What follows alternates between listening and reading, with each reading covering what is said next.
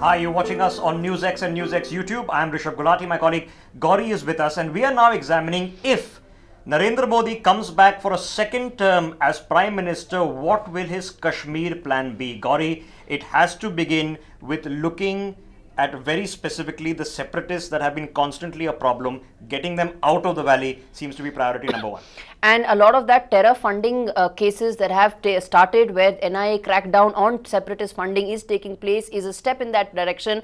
But yes, there is a lot of unfinished business, Rishabh. Unless and until these voices in the valley are cleansed completely, valley will not be cleansed. So the first steps have been taken, the cases have been filed, Yeah. The security for several of them has already been withdrawn, perks and privileges are being withdrawn, and you can well imagine that JKLF has been banned. This is only going to help if there is a physical removal from the valley that leaves then the valley free from constant dogma, which is constantly being perpetuated by Pakistan, proxies, going on and on again. So this is the most likely priority number one. Let's look at the second thing, very practical thing, administrative reform, because we always get sucked into dealing with Jammu and Kashmir only as Kashmir, where the Kashmir valley only has a small percentage of the population. There is Ladakh, Leh Ladakh, there is Jammu. There are other districts of the 22 districts which are not in Kashmir. Administrative reform, how can that be done? So one step in that direction has already been taken with making that Ladakh Autonomous Division Council that has been made. That of course will ensure that there will be greater autonomy in terms of decision making. Also of course issues of governance don't need to go all the way back to Kashmir. They can be addressed in Ladakh. But yes, again, that is something, a lot of work still needs to be done there. You're right that when you talk about Jammu and Kashmir, you suddenly just talk about those couple of districts which have tension in Kashmir. Which is Srinagar. And so the basic idea is to empower Ladakh, Leh Ladakh and Jammu to take administrative decisions on their own, so they are not held hostage to the politics of the valley, which are constant politics of the valley. Something practical is done on that matter. And speaking of Leh Ladakh, the immediate priority is to now salvage the Zojila Pass tunnel, which has got stuck in the ILFS mess, and actually get it built in the next 4-5 years. And that is one. And second is that of course will be a huge priority. Second is that a lot of road network the government has pushed in the Jammu and Kashmir region right now. A lot of focus on the central projects. I see, my sense is that that 80,000 crore project and that infra focus that was announced, I think that's going to be a renewed focus on all those projects. How does that really help? If we can better connect Leh Ladakh through a land bridge, we've already seen one tunnel which is opened. You can better connect Siachen. How will all of this help? This, of course, land connectivity will ensure that there will be a huge boom as far as the economy is concerned. Remember, a lot of people still are in remote areas in Jammu and Kashmir. Connectivity is still a big issue. Even basic issues are not being addressed. And the entire politics changes because then more people can come and live in these areas. You get a slightly more spread out cosmopolitan population rather than being concentrated either in Jammu or around Srinagar. And away from the nefarious activities that Pakistan is doing, which is along the LOC in those districts. You're talking about Pulwama, you're talking about Poonch, Rajouri, in those districts. So you move people away from that. So the infrastructure push, you can take it for granted this is going to be one of the major priority agendas. The other big thing is, it's a battle going on in Supreme Court right now. But if it doesn't pan out in the Supreme Court, you can reasonably expect that in a second term of Narendra Modi, who stayed away from this very controversial issue in the first term, in a second term, taking on the constitutional amendment to get rid of Article 370. That has been the big criticism coming the Modi government's way, that why did they not address 370? Yes, of course, the logic is that it's still being examined in courts. There are multiple petitions there. And my sense is, Rishabh, if not 370, at least 35A, there will be some constructive movement forward in terms of a legislative issue being addressed as far as the government is concerned. So if it's not being addressed in the Supreme Court, the constitutional amendment route is possible. If Narendra Modi has a majority, it is more than probable that you can expect big developments on this, perhaps much needed and over belated developments, because the simple fact is, in the name of keeping something special, we've actually kept something separate. We've created a ghetto. And world history tells us that when you create cosmopolitan cultures that embrace diversity, rather than get into a ghetto mentality, they are more likely to prosper.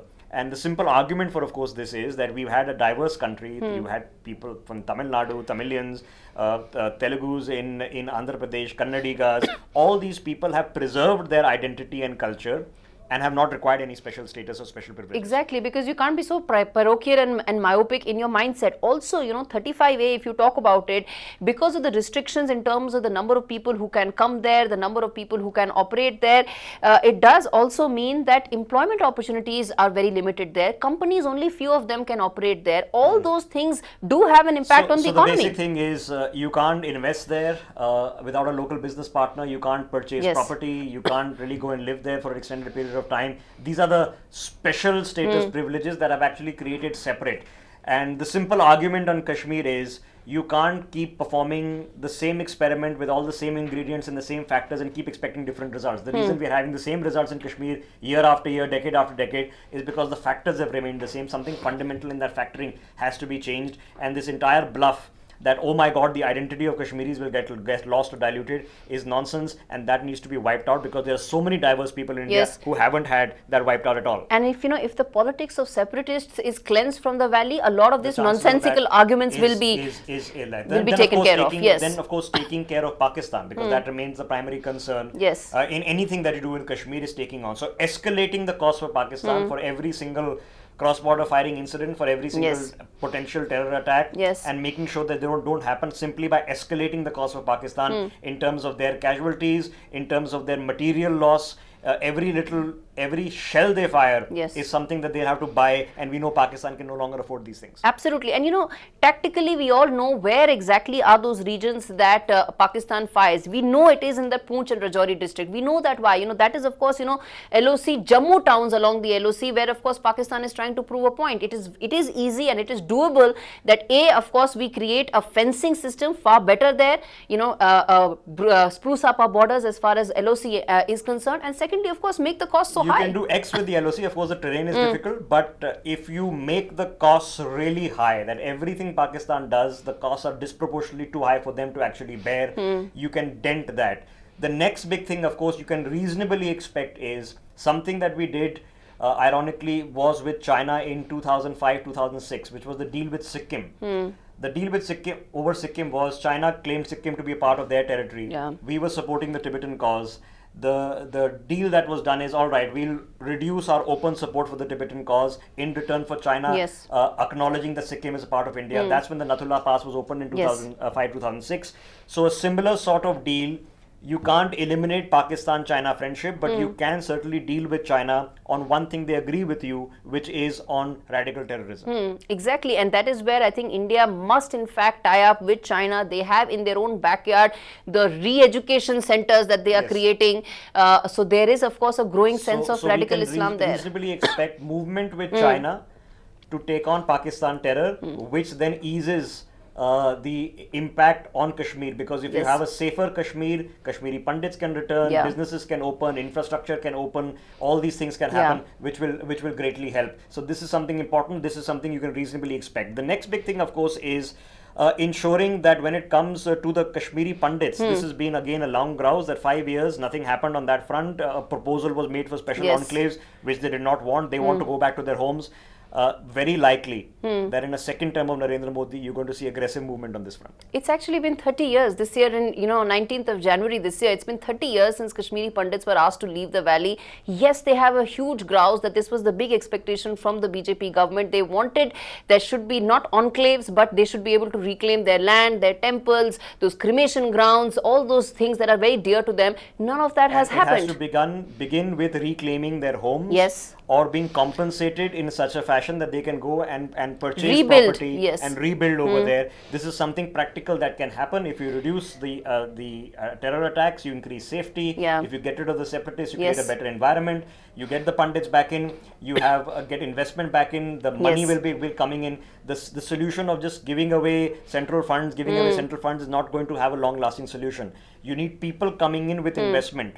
And this can be seen as one of those very practical things. And let's take on that next issue of private investment. Because in the end, simply giving out government doles, Gauri, is not going to be enough. You need private investment coming into Jammu and Kashmir. And that hasn't happened for decades. And we all know that the only thing that Kashmiris survive on is that meager tourism earnings that they earn. Besides that, there is the central government doles. Absolutely nothing else. And nobody seems to be asking those questions. So it's not about reviving Kashmir. It's about reviving property markets in Kashmir. It's about getting entrepreneurs started in Kashmir. It's providing providing jobs to the youth. Soft services started, people to open up gyms and Yeah. all the practical things that you see in urban life to come through private investment in Kashmir. So a special provision, special mechanism, not for simply central government funding to Kashmir, but to generate private investment in Kashmir. You can look this as a very practicable option. Imagine that one boy of South Kashmir who is in the Mumbai Indians team. Imagine if there are hundreds of cricket academies that open in Kashmir. All these things require private investment. They can't simply be done by government. Okay. One special thing that we often ignore when we discuss Kashmir is cracking down on drug routes that are used by Pakistan. The attack that happened in Pulwama, the explosives, 130 kilograms of explosive, where did it come from? It wasn't manufactured locally. So the 130 kilograms of explosives come in from these drug routes. And unless you eliminate these drug routes that are all over, from the valley all the way down into Punjab, cracking down on these drug routes, you cannot eliminate both funding. We have porous borders. Money, weapons and bomb material coming in through these borders. Exactly. You know, we have porous borders. India needs to have a concrete strategy in place that, you know, we need to spruce up our borders. Intel inputs need to be far more robust than what we have right now. And extraordinary punishment. What is the extraordinary punishment that we have for these drug routes that are there? So take it for granted that something special on these drug routes that actually funnel material, weapons, know-how, money into terrorist hands, crack down on them. There's another thing that we should not rule out if we just look at from a slightly afar perspective, is coming to a practicable arrangement with both Farooq and with Mehbooba. Now, if you create, the reason that Farooq and Mehbooba do the politics they do is because they think that's the politics that's going to help them. That's resonating on ground. If you change the political atmosphere in Kashmir, you can certainly do a pragmatic deal with Farooq and Mehbooba to have a different outlook on what Kashmiri politics should be. And I'll tell you, you know, an example of the kind of fear psychosis that is perpetuated in Kashmir is that picture that was put on Twitter a couple of days back. The supporters in that BJP rally were all covering their heads, Rishabh, and that's just an eye-opener as to how nobody, and you know, it's a free country. All of us should be allowed to, you know, tell whom we want to be affiliated with.